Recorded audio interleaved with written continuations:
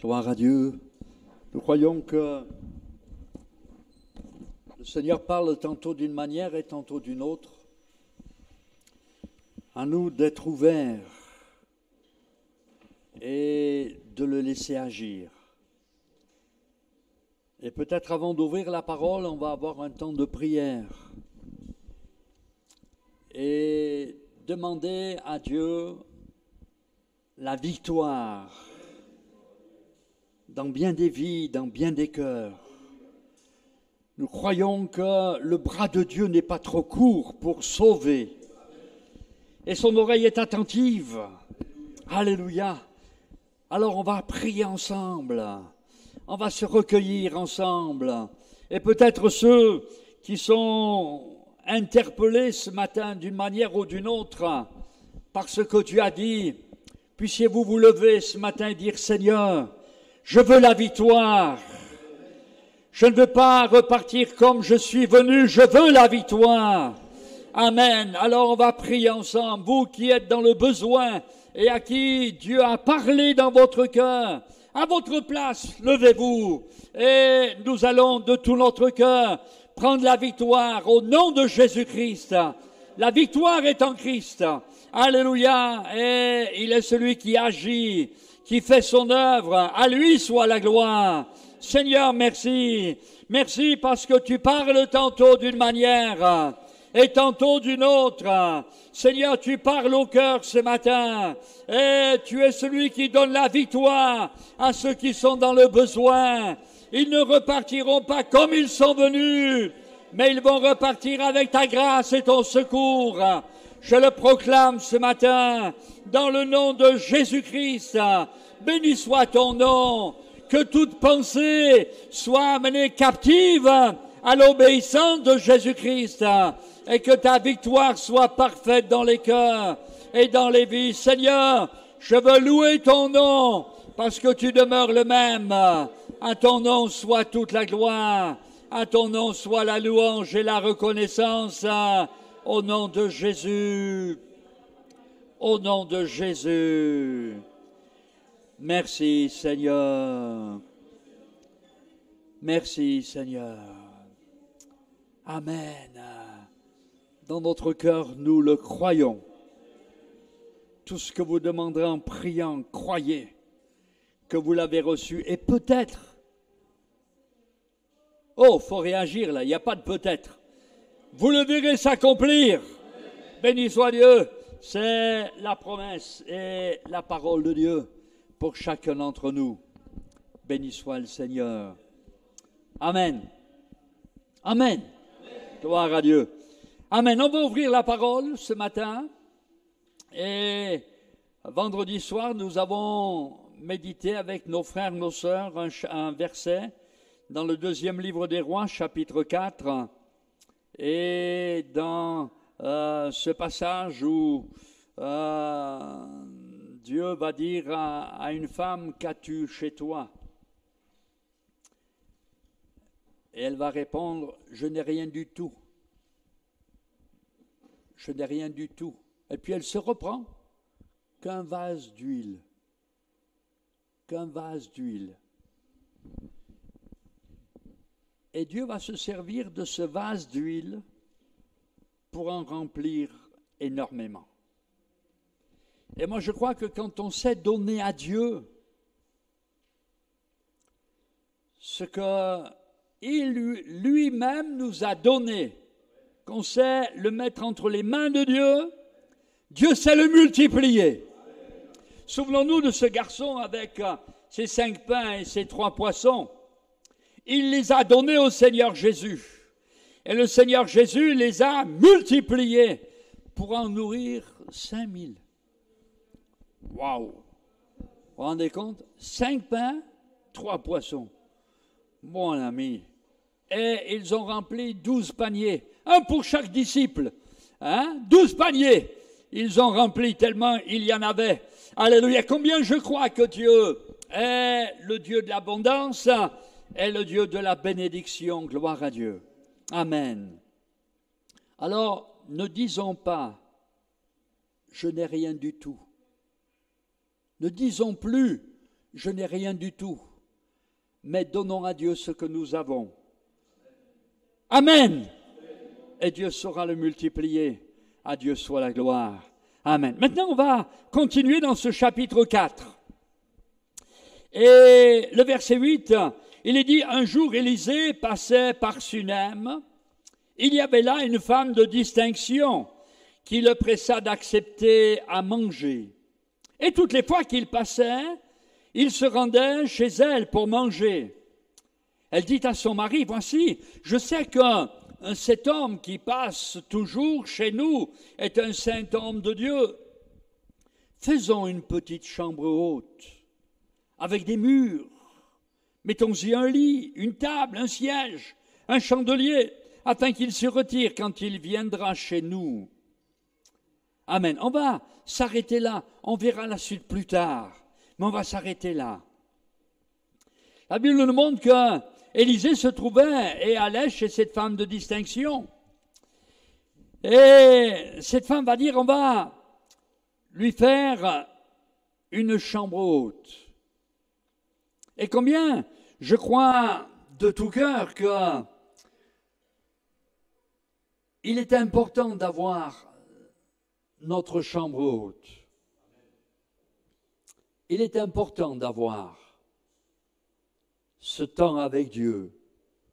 Vous allez me dire, mais dans une vie trépidante comme j'ai, du matin jusqu'au soir, le matin quand je me lève, je pense à ceci, je pense à cela, il faut faire ceci, il faut faire cela. Et le soir quand je me couche, je pense encore à ceci, je pense encore à cela. Et on est pris par un flot de pensées. Ça vous est jamais arrivé, vous, le matin, de dire, waouh, waouh, waouh, waouh, tout ce qu'il y a à faire.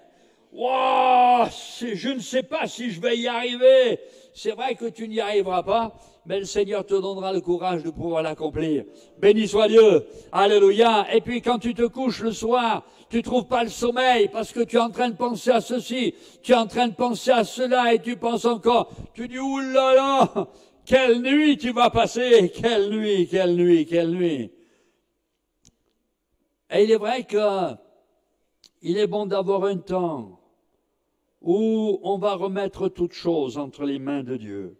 Et la Bible nous montre que cette femme va dire, eh bien, cet homme est un saint homme de Dieu, faisons-lui une petite chambre haute. J'aime beaucoup la précision de la parole de Dieu. Une petite chambre haute. Il n'est pas dit, on va faire 150 mètres carrés. Carrément, hein. On va lui donner tout le premier étage. Hein. Et non, on va lui faire une petite. C'est là la précision de Dieu, parce que ce que Dieu veut, c'est que nous ayons notre vie personnelle avec Dieu. Personnelle. Alors c'est vrai qu'on bénit Dieu pour les couples, on bénit Dieu pour les familles, mais il est bon d'avoir sa communion personnelle avec le Seigneur. Nous verrons un peu plus tard, il y a des gens qui ne vivent que par les réunions. Ah, c'est vrai que je suis dans la joie quand on me dit « Allons à la maison de l'Éternel ». Et le peuple dit « Ah bon, amen, amen, amen ». Mais on ne vit pas que par les réunions. Imaginez qu'un jour, il y ait une persécution et que l'on se trouve isolé. Si nous n'avons pas de communion personnelle avec Dieu, comment allons-nous vivre? Comment allons-nous vivre? Une petite chambre haute, une place. Une place. Un jour, quelqu'un m'a dit, vous savez, moi je ne demande pas grand-chose dans le ciel, un strapontin. Je dis, mais attendez, il n'y a pas de strapontin dans le ciel, il y a des places. Il y a des places, il n'y a pas de strapontin. Hein? Donc, il y a des places. Et Dieu veut nous donner une place à chacun. Est-ce que tu as ta place dans le ciel? Est-ce que ta place est prête? Il n'y a pas de trompetin, mais il y a des places. Et que Dieu fasse que chacun, nous ayons notre place, béni soit Dieu. Une petite chambre haute. La Bible dira dans l'Épître aux Colossiens, affectionnez-vous aux choses d'en haut. Alléluia. On est tellement pris par les choses d'en bas. Vous ne croyez pas? On est tellement pris par les choses d'en bas. On est tellement pris par les tracasseries qu'il peut y avoir en bas.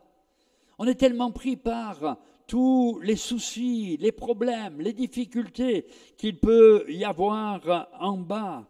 Et la Bible nous montre que nous avons besoin de nous affectionner aux choses d'en haut.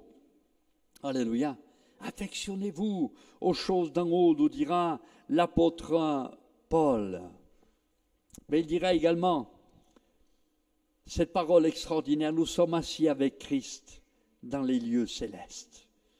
Béni soit Dieu. Que Dieu fasse que nous puissions réellement, de tout notre cœur, nous affectionner aux choses d'en haut. Que Dieu soit béni. Amen.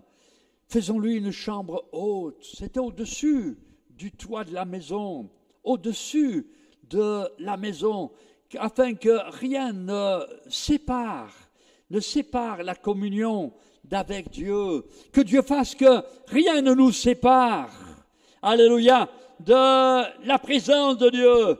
Et s'il y a quelque chose dans ta vie qui te sépare, et que tu sens qu'il y a dans ton cœur qui est là, qui t'empêche de venir vers le Seigneur, mais triomphe de cette affaire. Ne permets pas réellement à tes fardeaux de triompher dans ta vie, mais toi triomphe sur tes fardeaux, sur tes problèmes, sur tes difficultés. Alléluia. Et vis dans la communion avec Dieu. Que Dieu soit béni. Faisons-lui une petite chambre haute, que tu aies ta vie personnelle avec le Seigneur. Ta vie personnelle avec le Seigneur. Et puis, la Bible nous montre, faisons-lui une petite chambre haute. J'aime beaucoup, comme je l'ai dit tout à l'heure, la précision de Dieu, avec des murs. Il n'est pas dit on va mettre quelques toiles. On va aller chez le roi Merlin. Je ne fais pas de pub. On va aller au grand magasin chercher des canisses. On va mettre des canisses. Ce sera bien suffisant. Non. Avec des murs. Des murs. Ces murs vont être des protections pour nous éviter de tomber et de chuter. Avec des murs. Et combien je crois que lorsque nous examinons la parole de Dieu, c'est vrai que nous pourrions mettre bien des noms sur ces murs et nous allons en mettre au minimum 4 parce qu'il y a au moins 4 murs. Au moins 4 murs. Nous allons mettre des noms sur ces murs, mais il y a peut-être d'autres choses que nous avons besoin de vivre dans notre vie. Et je crois que c'est ce que Dieu désire. Et je crois que le premier mur que je mettrai, le nom que je mettrai, c'est le mur de l'enseignement de la parole. La parole de Dieu. Combien je crois que la parole de Dieu est importante. Vous remarquerez que avant d'envoyer ses disciples, Jésus les a pris avec lui, il les a pris avec lui, il les a enseignés, il leur a donné la parole.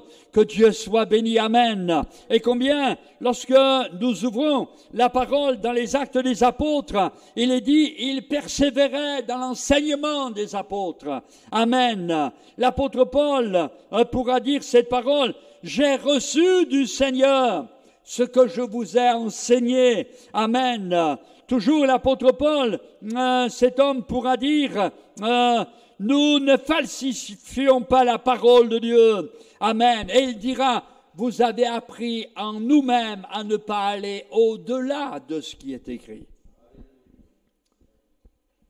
Vous savez, il y a des gens qui voudront toujours tout expliquer. Quand Jésus s'est mis à écrire par terre, devant cette prostituée qui lui était amenée, il y a des gens quand même qui ont voulu dire ce que Jésus écrivait. La Bible ne le dit pas. Alors il y a une personne qui m'a dit, vous savez, il écrivait tous les péchés de tout le monde. Oh pauvre, s'il avait fallu écrire tous les péchés, mais il aurait fallu des hectares. Des hectares. Il n'est pas dit ce qu'il écrivait. Mais je bénis Dieu parce qu'il est venu apporter la grâce. Béni soit le Seigneur. Les hommes sont venus avec la loi, mais Jésus est venu avec la grâce. Que Dieu soit béni, que Dieu soit loué. Amen. Et je parlerai de ce premier mur, le mur de l'enseignement. Amen. Ayons ce réflexe, comme dira l'apôtre Paul aux Romains. Que dit l'Écriture?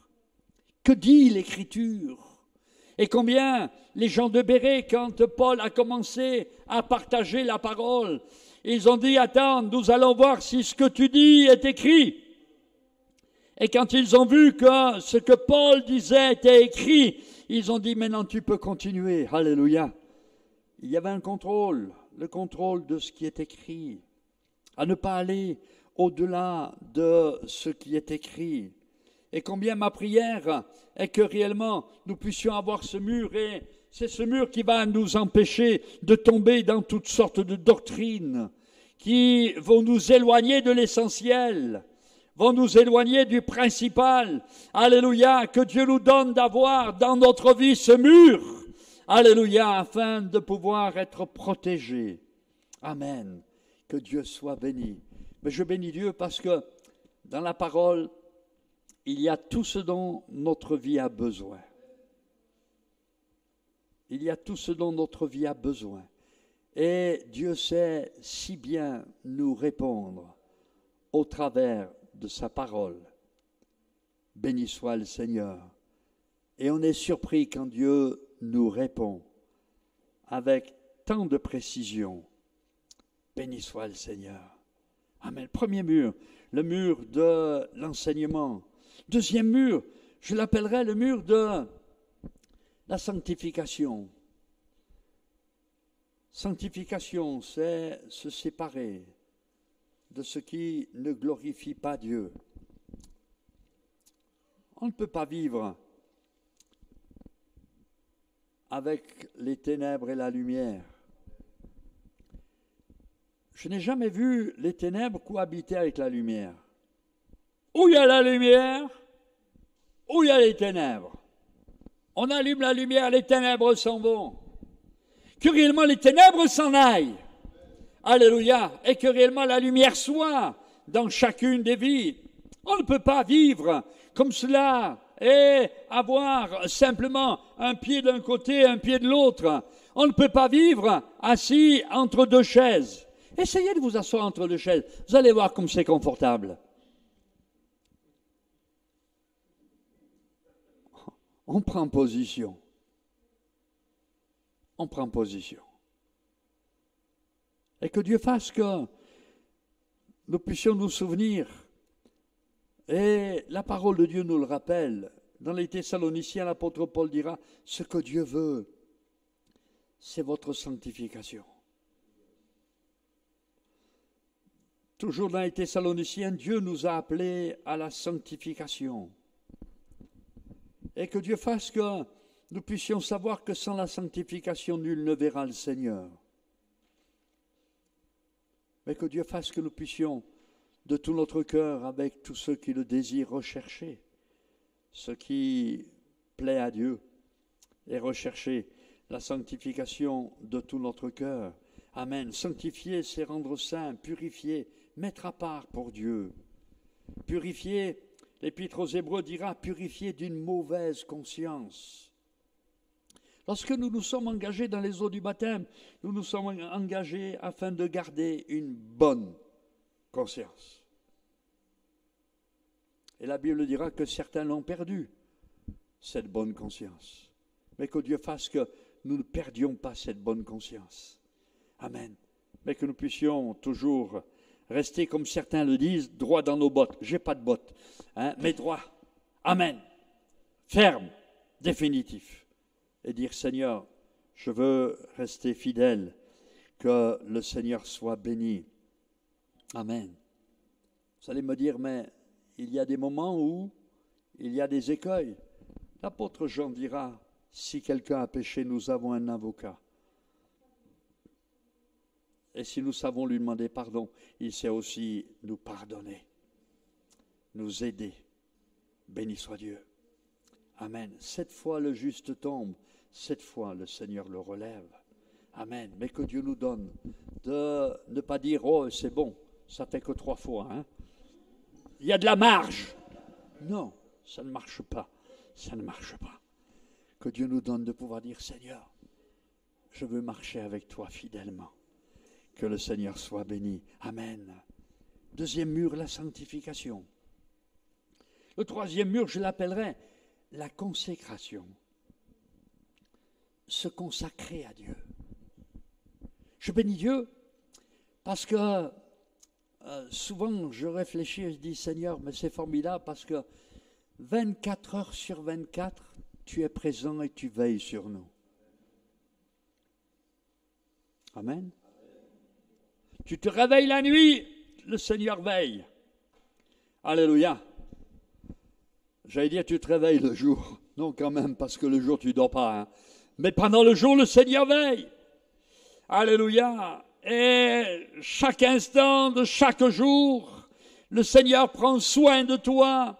Béni soit Dieu. Alléluia. Et cette consécration, le Seigneur veut l'avoir dans notre vie, nous consacrer, nous mettre à part pour lui. Amen. Béni soit Dieu, nous consacrer pour son service.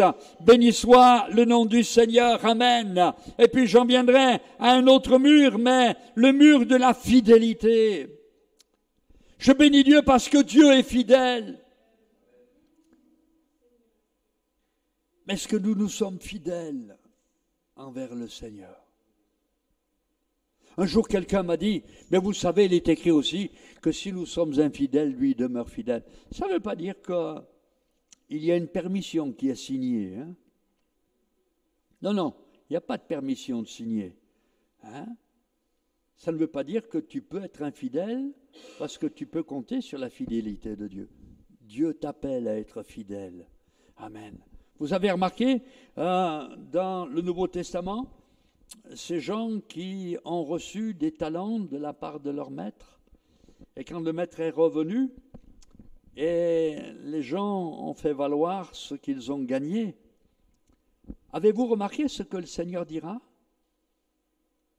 C'est bien, tu as gagné énormément, c'est formidable, t'es le meilleur, t'es le plus beau, t'es... Non, c'est bien, bon et fidèle. Et il leur dira, tu étais fidèle en peu de choses. Et il le dira à celui qui a rapporté les 5 talents, tu étais fidèle en peu de choses. Le gars aurait pu dire, quand même, au moins qu'on reconnaisse ce que j'ai fait, quoi. Hein? Non, tu étais fidèle en peu de choses.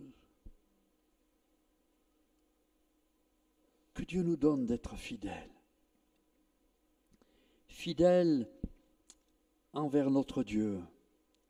Fidèles envers l'Église de Jésus-Christ, fidèle envers son peuple, béni soit Dieu, être fidèle. Et je crois que la fidélité, c'est quelque chose d'extraordinaire et de merveilleux. Et dans les Proverbes, il est dit, un homme fidèle, qui le trouvera?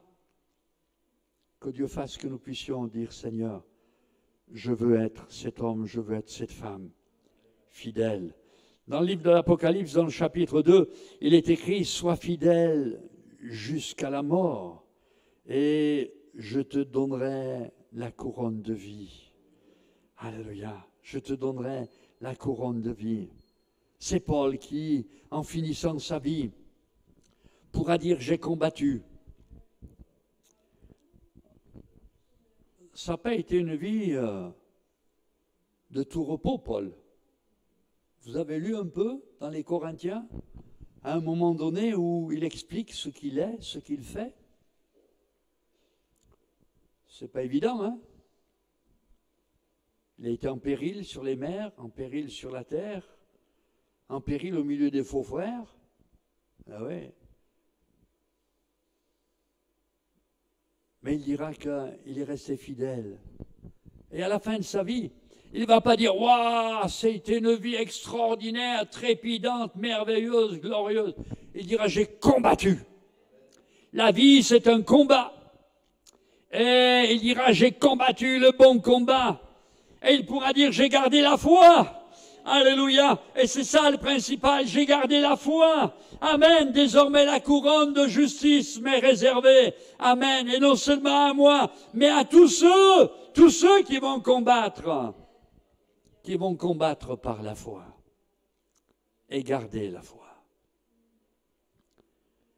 Que Dieu nous donne de pouvoir nous-mêmes rester fidèles. L'apôtre Paul dira, l'athlète n'est pas couronné s'il n'a pas combattu suivant les règles.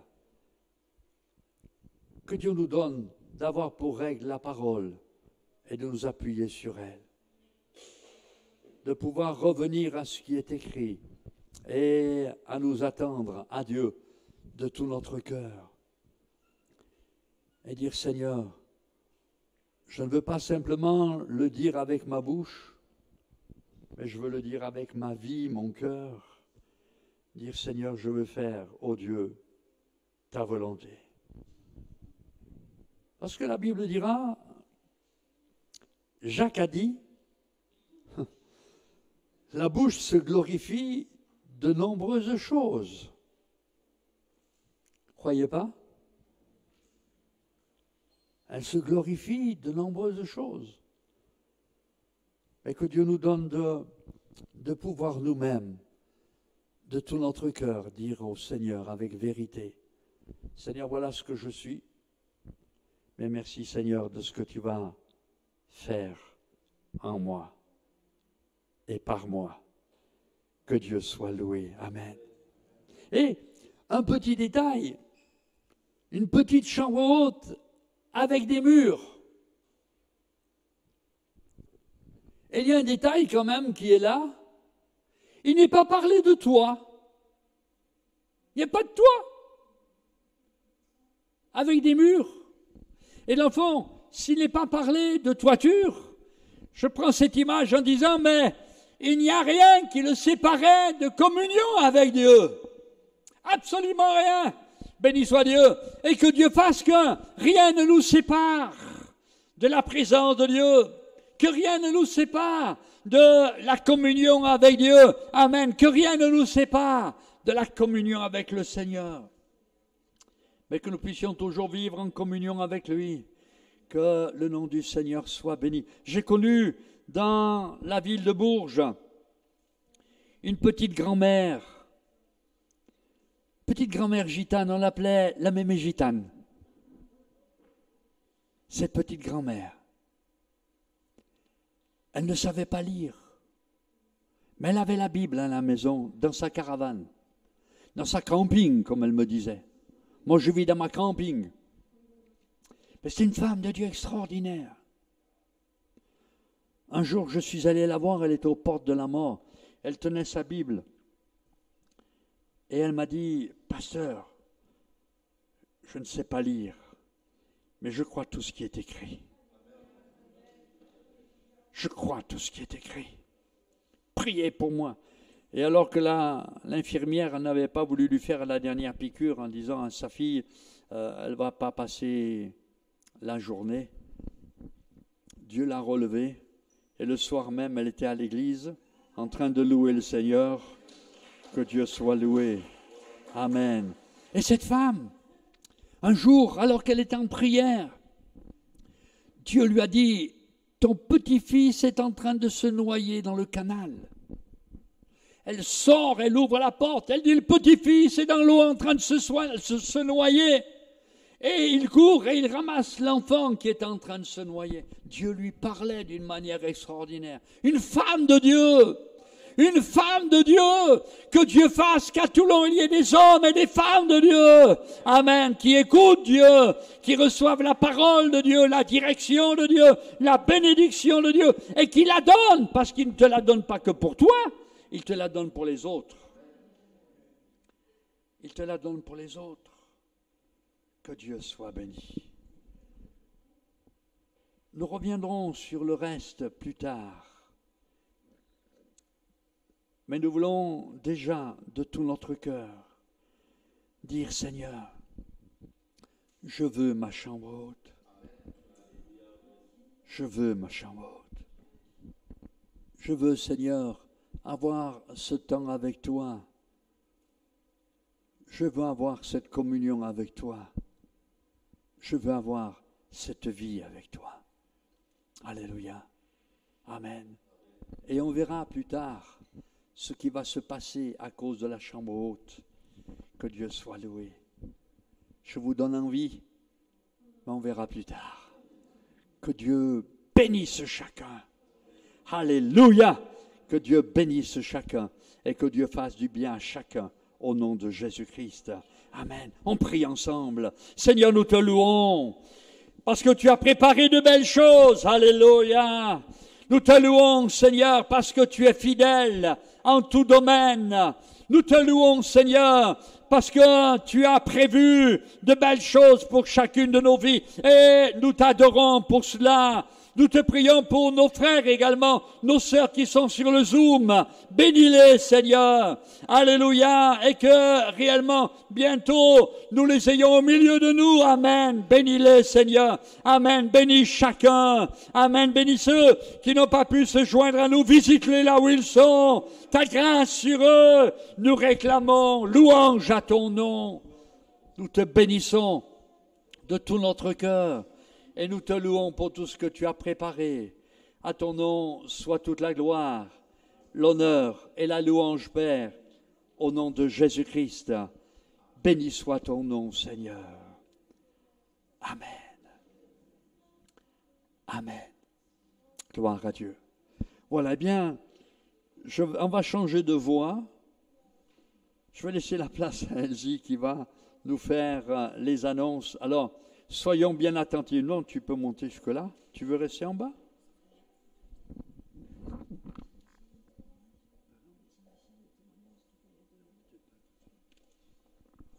Voilà. Alors, oui, je vous vois tous, hein, donc c'est bon, c'est essentiel. Voilà. Je réitère ce que je dis à chaque fois, mais j'ai tellement de plaisir de vous voir tous, vous ne pouvez pas savoir. C'est une grâce qu'on puisse être là pour frère et la sœur là, qui sont de Saint-Étienne. La grâce qu'on a d'être réunis. Hein. On a connu le Covid, le pasteur parlait tout à l'heure s'il y avait la persécution, et, voilà, et quelquefois c'est vrai on ne peut pas venir et on est privé, c'est quand même douloureux. Et là, grâce à Dieu, on est ensemble. Dieu soit béni. Alors hier, il s'est passé quelque chose sur le parking. On pourrait demander aux frères et sœurs qui ont travaillé avec assiduité. Il y en a aussi qui sont derrière la cuisine, qui pourraient se lever, qui ont travaillé pour la braderie. Voilà, levez-vous les frères et sœurs. Voilà. Il y en a qui sont pas là, qui ont travaillé aussi de tout leur cœur, et vraiment que Dieu les bénisse pour cette œuvre. Voilà, ça s'est passé dans une très bonne atmosphère.